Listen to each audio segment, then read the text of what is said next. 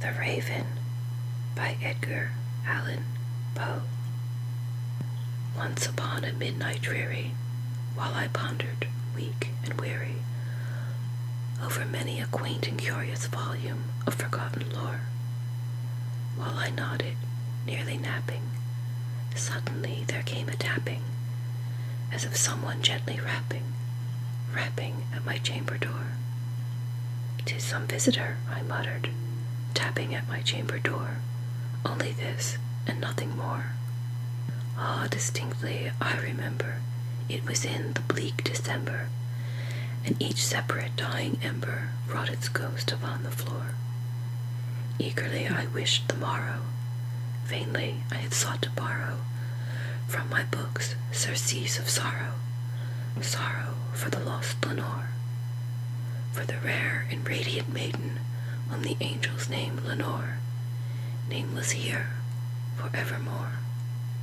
And the silken, sad, uncertain rustling of each purple curtain thrilled me, filled me with fantastic terrors never felt before, so that now, to still the beating of my heart, I stood repeating, "'Tis some visitor entreating entrance at my chamber door, some late visitor entreating entrance at my chamber door. This is it, and nothing more." Presently my soul grew stronger, hesitating then no longer. "Sir," said I, "or madam, truly your forgiveness I implore, but the fact is I was napping, and so gently you came rapping, and so faintly you came tapping at my chamber door, that I scarce was sure I heard you. Here I opened wide the door. Darkness there, and nothing more." Deep into that darkness peering, long I stood there wondering, fearing, doubting, dreaming dreams no mortal ever dared to dream before.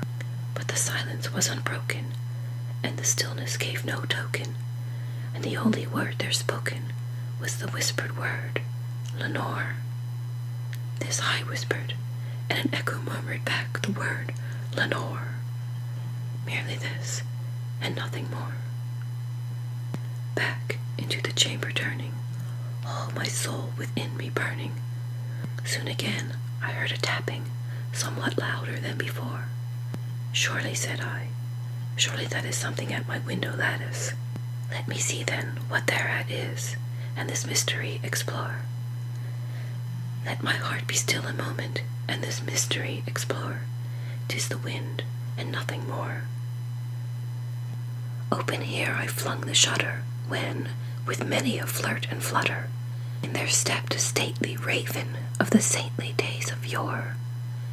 Not the least obeisance made he, not a minute stopped or stayed he, but with mien of lord or lady, perched above my chamber door, perched upon a bust of Pallas, just above my chamber door, perched and sat, and nothing more. Then this ebony bird, beguiling my sad fancy into smiling, by the grave and stern decorum of the countenance it wore. "Though thy crest be shorn and shaven, thou," I said, "art sure no craven, ghastly grim and ancient raven, wandering from the nightly shore. Tell me what thy lordly name is on the night's Plutonian shore." Quoth the raven, "Nevermore." Much I marveled this ungainly fowl to hear discourse so plainly, though its answer little meaning, little relevancy bore. For we cannot help agreeing that no living human being ever yet was blessed with seeing bird above his chamber door, bird or beast upon the sculptured bust above his chamber door, with such name as Nevermore. But the raven, sitting lonely on that placid bust, spoke only that one word, as if his soul in that one word he did outpour. Nothing farther than he uttered, not a feather than he fluttered, till I scarcely more than muttered, "Other friends have flown before. On the morrow he will leave me, as my hopes have flown before." Then the bird said, "Nevermore." Startled at the stillness broken by reply so aptly spoken, "Doubtless," said I, what it utters is its only stock and store, caught from some unhappy master, whom unmerciful disaster followed fast and followed faster, till his songs one burden bore, till the dirges of his hope that melancholy burden bore, of never, nevermore. But the raven, still beguiling all my fancy into smiling, straight I wheeled a cushioned seat in front of bird and bust and door. Then, upon the velvet sinking, I betook myself to linking fancy unto fancy, thinking what this ominous bird of yore, what this grim, ungainly, ghastly, gaunt, and ominous bird of yore meant in croaking, nevermore. This I sat engaged in guessing, but no syllable expressing, to the fowl whose fiery eyes now burned into my bosom's core. This and more I sat divining, with my head at ease reclining on the cushion's velvet lining that the lamplight gloated o'er, but whose velvet violet lining with the lamplight gloating o'er she shall press, nevermore. Then methought the air grew denser, perfumed from an unseen censer, swung by seraphim whose footfalls tinkled on the tufted floor. Wretch, I cried, thy God hath lent thee, by these angels he hath sent thee, respite, and nepenthe from thy memories of Lenore. Quaff, oh quaff this kind nepenthe, and forget this lost Lenore. Quoth the raven, nevermore. Prophet, said I, thing of evil, prophet still, if bird or devil, whether tempter sent, or whether tempest tossed thee here ashore, desolate yet all undaunted, on this desert land enchanted, on this home by horror haunted, tell me truly, I implore, is there balm in Gilead? Tell me, I implore. Quoth the raven, nevermore.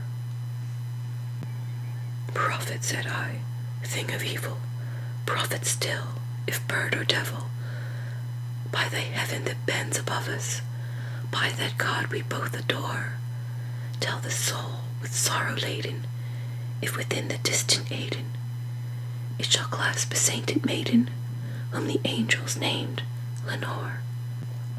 Clasp a rare and radiant maiden, whom the angels name Lenore. Quoth the raven, nevermore. Be that word our sign of parting, bird or fiend, I shrieked upstarting. Get thee back into the tempest and the night's Plutonian shore. Leave no black plume as a token of that lie thy soul hath spoken. Leave my loneliness unbroken. Quit the bust above my door.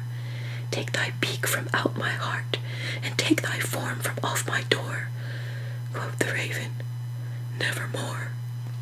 And the raven, never flitting, still is sitting on the pallid bust of Pallas, just above my chamber door, and his eyes have all the seeming of a demon's that is dreaming, and the lamplight o'er him streaming throws his shadow on the floor. And my soul from out that shadow that lies floating on the floor shall be lifted nevermore.